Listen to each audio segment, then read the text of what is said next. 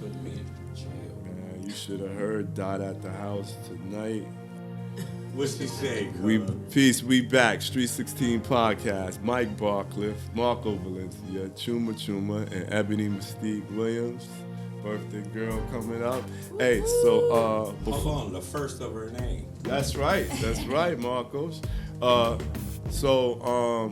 Before we get into what is the greatest thing you've ever had to forgive someone for, forgive me, but I want to make fun of Marco again. Shit. Me? I mean, like I said, my answer gonna be real quick. I don't forgive you for nothing. I'm not asking you to answer. I'm asking you to acknowledge that I'm about to talk about you and your mother. So take your hand from in front of your face so people can look at you turn red. Beautiful. Now that I have everyone's attention, I guess they're expecting me to tell what happened. Well, what happened? You know, I hope this ain't one of them things where you had to be there, but Marco's mom was basically pleading. She was sitting in her chair, and she said, Marco, please don't say no bad words on the podcast. Oh, I felt so, I wanted to hug her. She was just like, my son. And tonight we were supposed to talk about grown kids. She asked me what we was talking about. I said grown kids, and she laughed and she said Marco should have a whole lot to say. Oh, no doubt. The mother. I said, Miss V, it don't matter what we talking about. We could be talking about biomechanical, metaphysical consumption, and Marco's gonna have a whole lot to say. You know, he takes pride in being that guy. You want to plug your hoodie, man? What hoodie you wearing tonight? Oh, I am wearing Legends Brewery for my motherfucking. Oh, damn, my mama told me that. For my brother, it's in Portsmouth. It's in Richmond. All right, cool. So, has your brother forgiven you for removing the legs off the chair with a saw or some sharp utensil tool at the age of about 5 or 6, and then placing them back under, specifically in position where it looks like they're still attached, and then rushing to him like, come sit down, and having him splat on the garage floor, and then your mom iconicizing, what's the word? Posterizing, whatever the word is, that story by telling it on the podcast. Has your brother forgiven you for that yet? I mean, my mother has forgiven me. I'm not sure. But Alan hasn't even brought it up. Okay. You know what I'm saying? Because I can't even believe she remembered that story. Does he remember that story? I don't know. I'm going to talk to him. We go bowling once a week. All right, Alan. So listen, what is the biggest, greatest thing you've ever had to forgive someone for? I'm scared to ask some of these, because whenever I talk about forgiveness and I'm in the room with women, you could get some, I could get some PTSD from all the bad things I did to women. But love y'all. Let me start with Ebo. Can I go to you first? What's the greatest thing you ever had to forgive someone for? Okay, I don't know if it's the greatest, but in my early adult life, I had worked on like 3 books that I was going to have published, typed up and everything after I got out of high school. I've been working on it. It was going to be the start of my career and everything. And the guy was there and got mad at me. He burned them up on the grill. God damn. I was like... In front of you? Oh, no. Behind your back? Behind my back, yeah. And, I'm a pen to paper kind of girl, so it was like just flames. I forgot what we was arguing about. But when he told me about it, it was like somebody like stabbed me in the heart because, those are my babies. I know him. Pause. Yeah. All right, well, look, listen. Yeah. Why did he do that to you? Oh, I forgot what we were arguing about. And, I can be I was a little mean, with the tongue. So I was like, you say stuff, I'm going to say something back. And it hurt his feelings. And so he was like, I'm going to set your books on fire, but he ain't telling me. That's rough. But had he, That's fucked up. Probably would have stabbed him, so it was a good thing he didn't tell me what he was doing. Can we have a moment of silence for Ebo's 3 books that we lost in the flames? Dracarys. Okay, I'm sorry. For the books. All right. He's alive, though. The arsonist? Yeah, he's alive. Okay. You ain't press charges. Chuma, let's go to you, Chuma. I want to hear from my sister, the den mother of the show. Oh. What is the greatest thing you had to forgive someone for? I know, right? The greatest thing I had to forgive someone for was my mom for being who she is. And I know the story. I don't know if the audience knows the story, but basically you grew up without her because of her choice.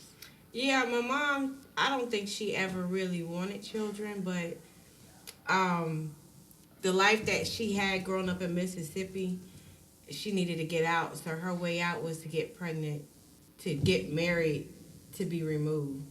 So, Stop. okay. Okay.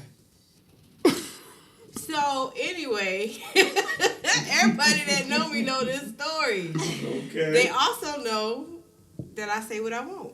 Yes, ma'am. Thank you. Yes, ma'am.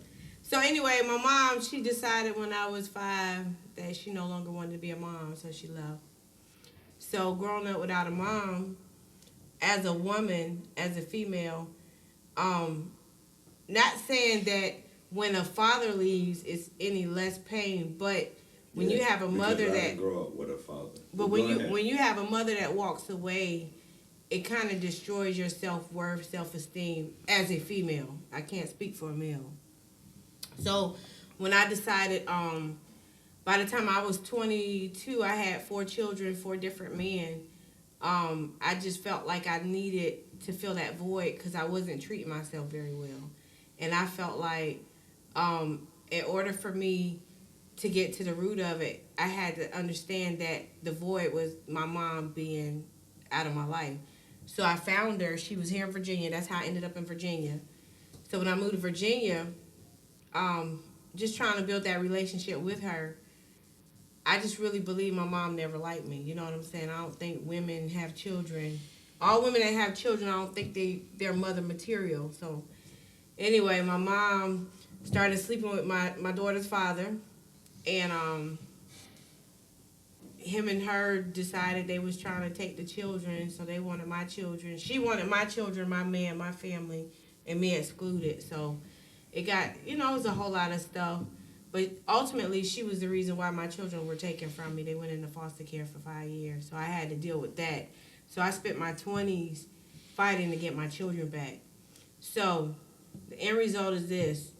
Hating her wasn't an option for me because I still had to give what I had to give to my children, and I couldn't let that hold me back. You know what I'm saying? I couldn't allow her to diminish my quality of life. But I realized, too, and I'm a firm believer that once you learn a person's history, you can understand them. And my mom, she got a lot of pain, and she got a lot of trauma that she's never dealt with. And she probably didn't know how to express it with me other than to try to hurt me the way she felt that she was hurt.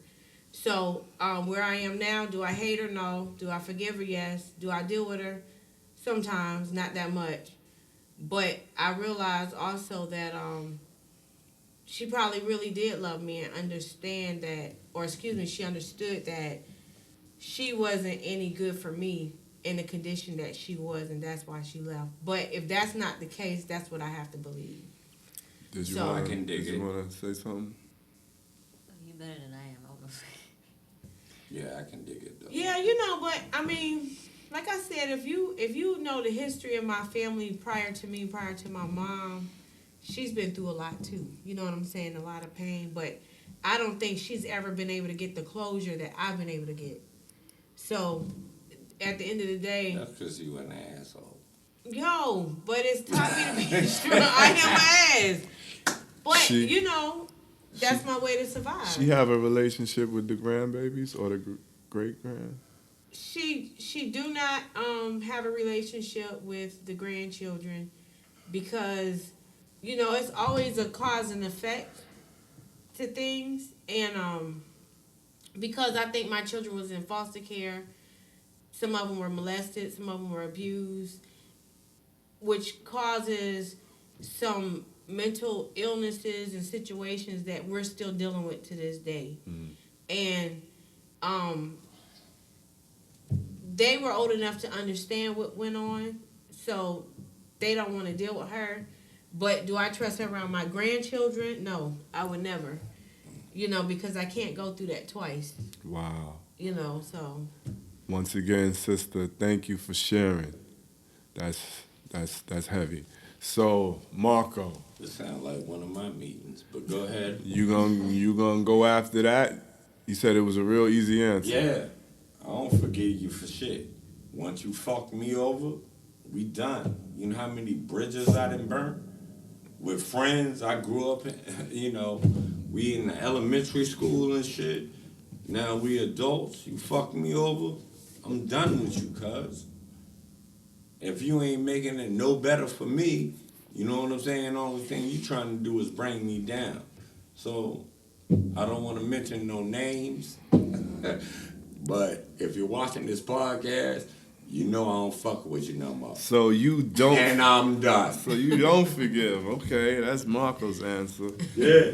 Well, for me, you know, I was reminded of a story that happened to me that was sort of my fault when you was talking about how someone burned your books. The birth of my child, my daughter, my older daughter, was recorded on film, like all that stuff, and a woman deleted the memory card. Not her mom, another woman deleted the memory card. Because, you know, women would check my memory cards back in the days. God damn. Pause. But that's not the one I was going to choose. What I was going to choose is a brother close to me, my god brother. He used my name when he did a robbery, and he went to jail and served 30 days in my name. Nice. Not nice. What is this, a AA meeting? I mean, because for real. Artists and authors, yes. We're really talking about things. Okay, all right, I'm in. Nah, but I did forgive him. The brother was on heroin at the time. I knew him before heroin. I knew him after heroin. And to me, he was a more valuable asset as a person. I just valued him as a person more than his darkest moments. You know what I mean? There's a difference between forgiveness and trust. But I forgave him, and that's a big one. I'm sorry to cut you off, but you know what, Chuma, I think that's probably what it is. You forgiving her is not necessarily a bad thing. It really isn't. But the trusting aspect, I totally agree with you there. Yeah. You know, you can't trust certain people who can do that to their own flesh and blood. Mm. You know. And you And look for at your the own fact that health. I'm 43. Like, I'm too old for mama issues. And at 43, if they haven't gotten better, then it's just time to leave them alone. Yeah. You know. Yeah. Sometimes you don't need to reach out. I mean, you know that you did because you wanted that relationship with her. It's understandable. But sometimes it's healthier You know what, though? I to grew feel the up pain different, that you though. have. I grew up different. I mean, the thing about it is, I don't know if my name is Marco Valencia, and it sounds real Italian, but family is family. I don't care what you do, yo. I got your back, cousin. That's why I still got the same friends, like Michael Barclift, Yeah, I can. a.k.a. Naughty. You know what I'm saying? So look, For all these years, though. I don't think we're gonna have time to talk about the grown ass kids, but the good thing about that is that they ain't going nowhere. They damn sure ain't They'll be going there nowhere. next week. So we Especially when they we have need to some tease that. But before we shut it down, would y'all like to hear? You can say no, but would y'all like to hear my Negro wake up call or Marco's top 10 gangsters neighborhoods in the 757. I'm gonna let y'all vote. Which one y'all want to hear? I'm kind of interested about this neighborhood thing. 'Cause I Yeah, feel like me we Chuma? said last All time. right, Yeah, there we go. neighborhood. There we go. All right, so Marco, top Word. 10 neighborhoods in the 757. Okay, and you said we can guess, right? I'm not, We can guess. All right, You can let's try see, to guess let's see if something, we, and I'll tell you which if they on the number list it and is. tell us. Yeah. All right, anybody got a guess? Go first. Give them a guess. Park Place. Park Place. Number 2. Ding. Chuma. Finna Garden. Judges. That shit ain't even up there. It All need to right. be. I'm gonna guess. Damn, I just had it. Berkeley. Nope. Ocean View. Yup. All right, Evans 2 for 2. Chuma. What about Lindenwood? Yup. Wow, I got Tidewater Park. Come on, nigga. You knew this was on the list. All right. I don't know. Campostella? I don't know. Nope. Is that a neighborhood? Chesapeake. Yeah. Fucking Chesapeake. Chuma. Anyway.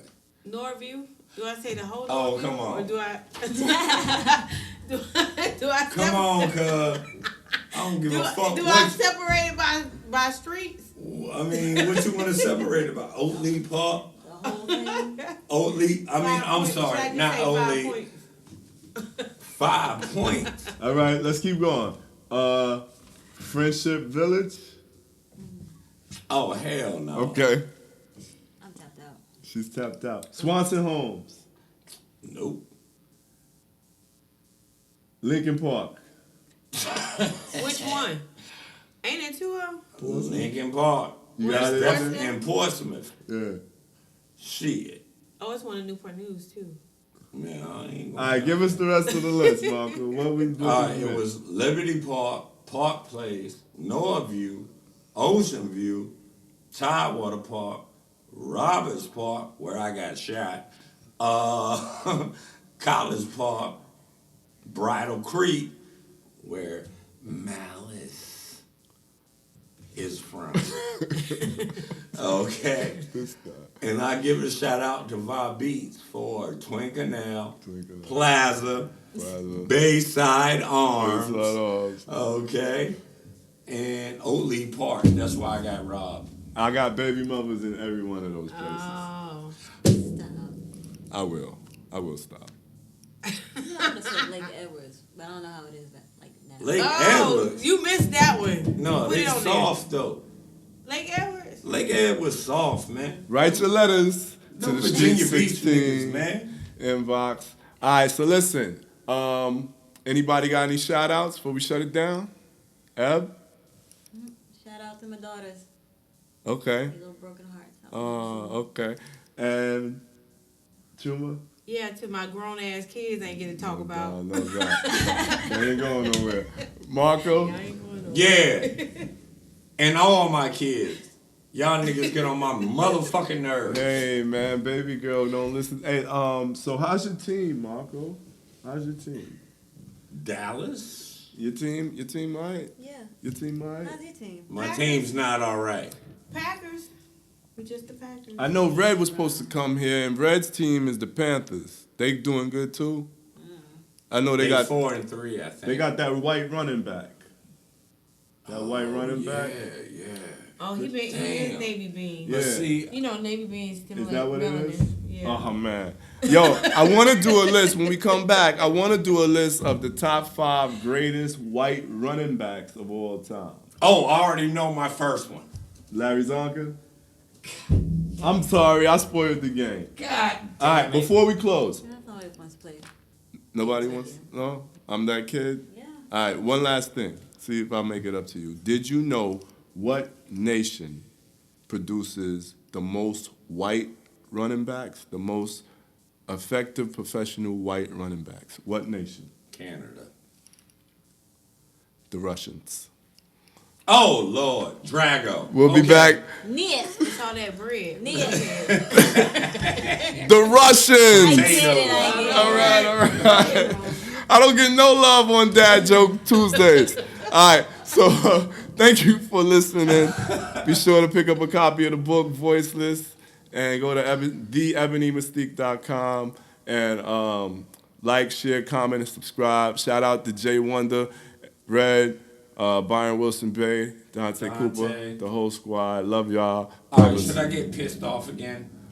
Should I just get, look? Nah, we shutting it down. Just read the motherfucking book. We shutting it down. It's voiceless. All right, we shutting it down. Peace. We'll see y'all next time. Motherfuckers. Go back to rehab. You are now listening to the Street 16 podcast.